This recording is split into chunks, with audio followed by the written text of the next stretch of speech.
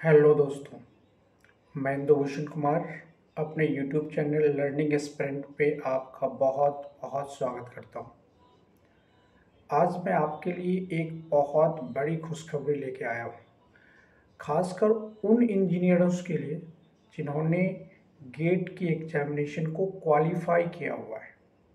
इसका मतलब ये कि जिनके पास भी गेट की वैलिड गेट स्कोर है, उनके लिए एक बहुत बड़ी खुशखबरी है। या वो इलेक्ट्रिकल इंजीनियर हो या इलेक्ट्रॉनिक्स हो, कंप्यूटर हो या मैकेनिकल हो या सिविल हो, मीन सारे इंजीनियरिंग बैकग्राउंड के लिए ये वीडियो बहुत ही उपयोगी हो सकता है। सो आपसे ये उम्मीद है कि इस वीडियो को आप शुरू से लेके आखिरी तक देखेंगे और इस वीडियोस के माध्यम से मैं डीआरडीओ की जो रिक्रूटमेंट की पूरी प्रक्रिया है उसको मैं बताने वाला हूँ। साथ के साथ इसके लास्ट डेट ऑफ एप्लीकेशंस क्या हैं, फॉर्म भरने के तरीके क्या हैं, कौन कौन से डॉक्यूमेंट्स अपलोड करने हैं, ये पूरी प्रक्रिया, कितनी सीटें, मैं बताऊंगा आपको। तो चलिए इस वीडियो को स्टार्ट करते हैं। सबसे पहले जैसा कि आप हमारे स्क्रीन पे देख रहे होंगे कि इसमें टोटल डीआरडीओ साइंटिस्ट बी की 579 वैकेंसी निकली है, साइंटिस्ट डीएसटी की 8 और एडीए की 43 वैकेंसी है। अगर आप इन तीनों को जोड़ दो तो आपकी लगभग 630 सीटें हो जाती हैं। आगे देखिए, इसका जो क्लोजिंग डेट है वो लिंक एक्टिवेट होने के 21 दिनों तक आप इस वैकेंसी को अप्लाई कर सकते हैं। इसमें जो टोटल सीटें निकली हैं वो इलेक्ट्रिकल इलेक्ट्रॉनिक्स के लिए 135 प्लस 8 8 बैकलॉग की सीटें, 143 सीटें इलेक्ट्रॉनिक्स एंड कम्युनिकेशन वालों के लिए। कौन कौन से ब्रांचेज एलिजिबल हैं यहाँ पे लिखी हुई है: electronics and communication engineering, electronics engineering, electronics and computer, electronics and control. सारे तमाम डिपार्टमेंट्स के नाम यहाँ पे लिखे हुए हैं। अगर आप इलेक्ट्रिकल इंजीनियरिंग से हो या इलेक्ट्रिकल इलेक्ट्रॉनिक्स इंजीनियरिंग से हो, तब भी आप इलेक्ट्रॉनिक्स एंड कम्युनिकेशंस के लिए अप्लाई कर सकते हैं। और यहाँ पे सबसे इम्पॉर्टेंट है essential qualifications and GATE aptitude test in engineering. देखिए, इन्होंने दो चीज़ें लिखी है यहाँ पे। पहला ये है कि इसेंशियल क्वालिफिकेशंस में आपके पास बैचलर्स डिग्री फर्स्ट क्लास होनी चाहिए फ्रॉम एनी रिकॉग्नाइज्ड यूनिवर्सिटी, या फिर इनमें से दो चीज़ें होनी चाहिए। आखिरी की जो दो लिखी है इन्होंने, एक है GATE qualifications means valid GATE score, जो कि यहाँ पे देख रहे हैं आप, ये वैलिड गेट स्कोर की बात कर रहे हैं। और दूसरी चीज़ें हैं इसमें, अगर आप आईआईटी या एनआईटी से हो तो आपके 80% मार्क्स होने चाहिए, तब भी आप इस एग्ज़ाम्स को अप्लाई कर सकते हैं। तो चलिए आगे देखते हैं दूसरे डिपार्टमेंट की चीज़ें। अगर हम मैकेनिकल की बात करें तो इसमें 132 रेगुलर की सीटें हैं और अदर सीटें भी हैं। इसमें देखिए ये 132 सीटें हैं। इसी तरह अगर आप दूसरी चीज डिपार्टमेंट्स की बात करें तो कंप्यूटर के लिए भी 104 प्लस 10 114 सीटें, एडीयू में 4 है, डीएसटी में, तो डीएसटी का मतलब department of science and technology. और कंप्यूटर्स के अंदर कौन कौन से ब्रांच के बच्चे अवेलेबल हैं ये भी लिखा हुआ है। आप अगर आगे चलें, इलेक्ट्रिकल की सीटें 9 हैं, एडीए में 1 है, डीएसटी में है ही नहीं। क्वालिफिकेशंस लिखी हुई है इनकी कि अगर पावर इंजीनियरिंग है, इलेक्ट्रिकल है, कोई भी इंजीनियरिंग है तो आप इसमें अप्लाई कर सकते हैं। जैसे देखिए, आप इलेक्ट्रिकल इंजीनियरिंग हो, डिफरेंट कम्युनिकेशंस हो, तो ये सारे ब्रांचेज अवेलेबल हैं। मटेरियल साइंस की अगर हम बात करें तो इसमें material science and technology, material and energy, तो ये सारे डिपार्टमेंट्स इसमें एलिजिबल हैं।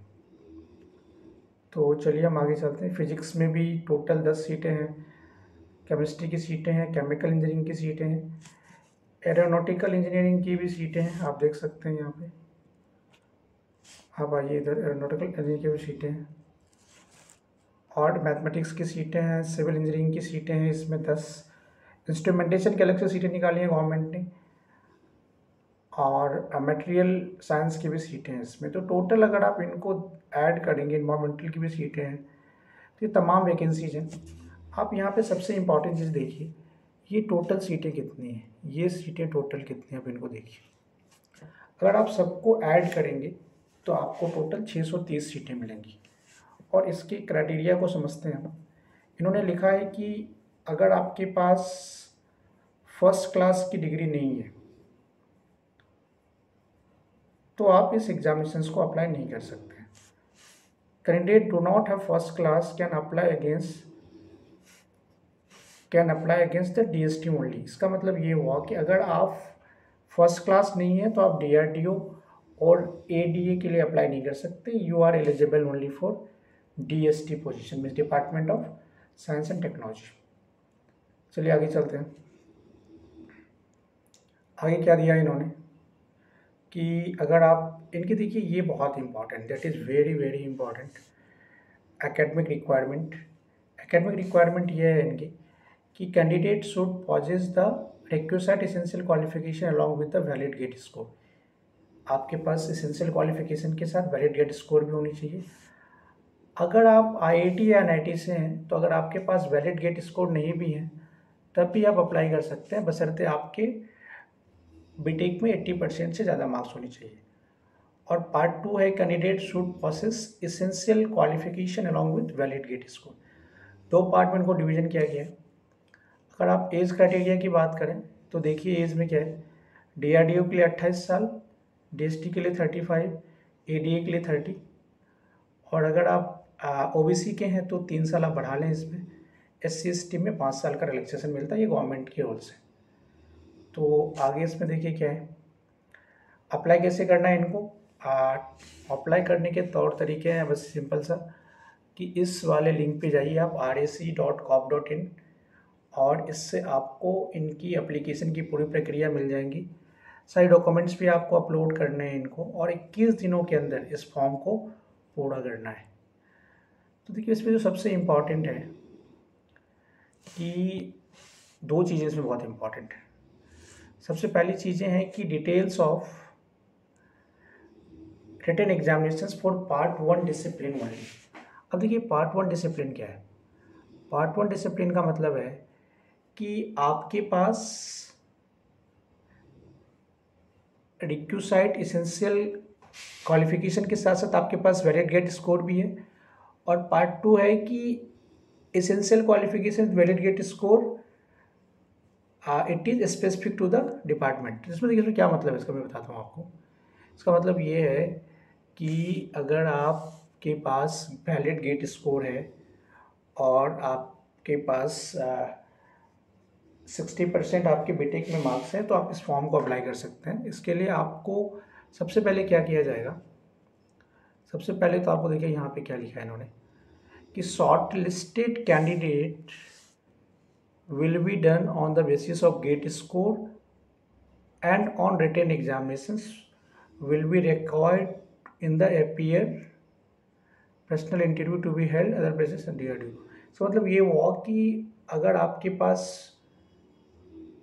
वैलिड गेट स्कोर है और अगर आपने 60% एंड अबव मार्क्स लाया हुआ है बीटेक में तो आपको सबसे पहले रिटन एग्जामिनेशंस के लिए शॉर्टलिस्ट किया जाएगा, फिर आपके पर्सनल इंटरव्यूज होंगी और फिर आपके ये पूरे प्रोसेस क्या होंगे, कंप्लीट हो जाएंगे। अब देखिए इसमें इन्होंने ये लिखा है कि अगर आपको सिलेक्शन के तरीके क्या है कि shortlisted candidate will be done on the GATE score और written examinations and offer of the appointment will be done after completing the all the process. Selection criteria देखिए इसमें क्या है, इन्होंने बड़ा इंपॉर्टेंट चीज़ लिखा है यहाँ पे। ये लिखा है इन्होंने कि the final selection of the candidate purely on the basis of discipline wise merit of 80% weightage marks in the written examinations and 20% weightage of the personal interview। और अगर आप पार्ट 2 के अंदर आप सेलेक्ट होते हैं तो उसमें जो फाइनल जो आपका सिलेक्शन होगा it will be on the same score means 80% of the GATE score and 20% of the weightage of incentive. मतलब दोनों में फ़र्क ये देखिए आप, फर्स्टली ये है कि इसमें 80% वेटेज किसका है, रिटन एग्जामिनेशंस का, और इसमें 80% वेटेज किसका है, गेट का। तो अब आप जिस भी पार्ट के अंदर अप्लाई करना चाहते हैं यू नीड टू डिसाइड कि आप पार्ट 1 के थ्रू आना चाहते हैं या पार्ट टू के थ्रू आना चाहते हैं। अगर आप पार्ट 1 के थ्रू आना चाहेंगे तो आपको रिटन एग्जाम्स देने पड़ेंगे, फिर आपका इंटरव्यू होगा। और अगर आप पार्ट 2 के थ्रू अंदर से आना चाहेंगे तो आपको 80% वेटेज गेट का मिलेगा, उसके आधार पे आपकी मेरिट लिस्ट बनेगी, फिर आपका 20% वेटेज वाला एक पर्सनल इंटरव्यू होगा, राइट। तो ये तो इनका सिलेक्शन का प्रक्रिया हो गया। अब देखिए इसमें क्या है, अब इसमें है कि एप्लीकेशन फ़ी कितनी है। देखिए आप, एप्लीकेशन फ़ी बहुत ही कम है, मतलब बहुत ही कम है। It is very nominal, it is 100 rupees only. मतलब 100 रुपये खर्च करके आप इस फॉर्म को फिल कर सकते हैं।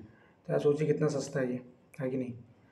और आप ये सारी चीज़ें देखिए, इन्होंने लिखा है बड़ा अच्छा कि category 1 etch eligible candidate will B short listed for ten examinations on the basis of GATE score in the ratio of 1:25 to the availability in order to discipline wise category merit list। मतलब जितने लोग apply करेंगे उनके gate score के behalf पे 1:25, मतलब एक seat पे 25 बच्चों को स्कोर किया जाएगा।